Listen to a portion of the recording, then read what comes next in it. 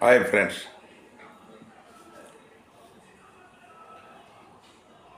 తెలంగాణ అసెంబ్లీలో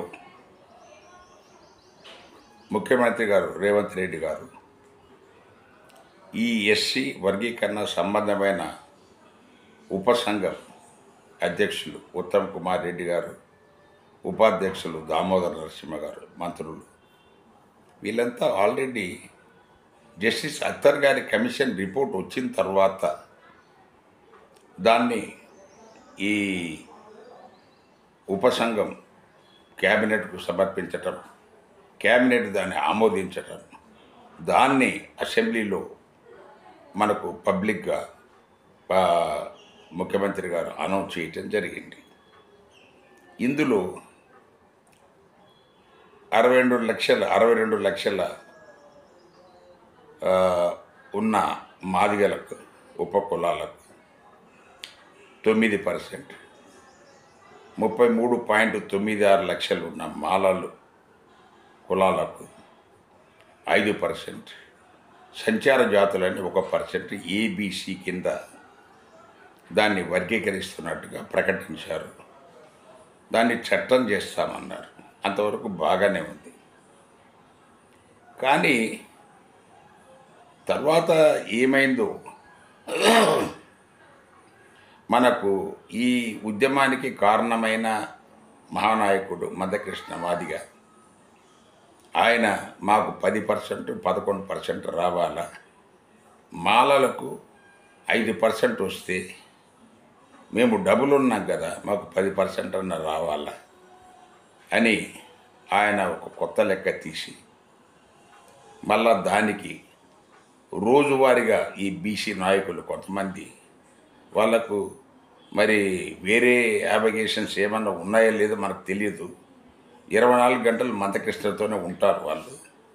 ఈ నాయకులు వీళ్ళంతా కలిసి దీన్ని ఒక కాంప్లికేట్ కింద చేసి ప్రతిరోజు మీడియాలో ఈ వర్గీకరణ మాల మాదిరిగా, ఈరోజు వీడియోలో మాల దాసర్లు మేము మాలలతో ఉండలేము, మేము మందకృష్ణులతో ఉంటాము అని చెప్పేసి అన్నట్టుగా ఒక వీడియో చూశాను.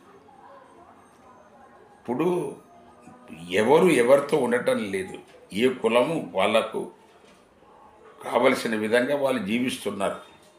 మాలదాసర్లు మాలల మీద ఆధారపడలేరు, మాలలు మాలదాసర్ల మీద ఆధారపడలేరు.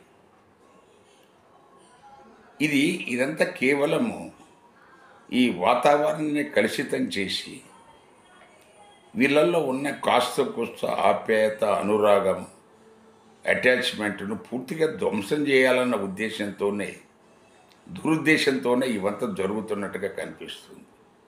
మళ్ళా ఈరోజు ప్రభుత్వం ఒక జీవో ఇచ్చారు.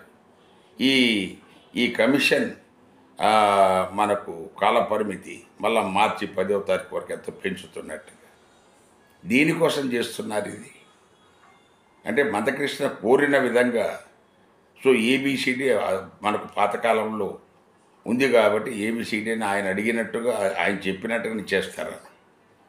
అలాంటప్పుడు ప్రభుత్వాలు ఎందుకు? సో ఇది సరైన పద్ధతి కాదు.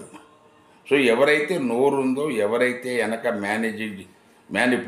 మేనేజ్మెంట్ చేస్తున్నారో వాళ్ళ ఘోష, వాళ్ళ మాట విని ఇతరుల ఘోష, గోడు వినే పరిస్థితి ప్రభుత్వానికి లేకపోతే మనకి ఇలాంటి కమిషన్ల వల్ల అర్థం లేదు.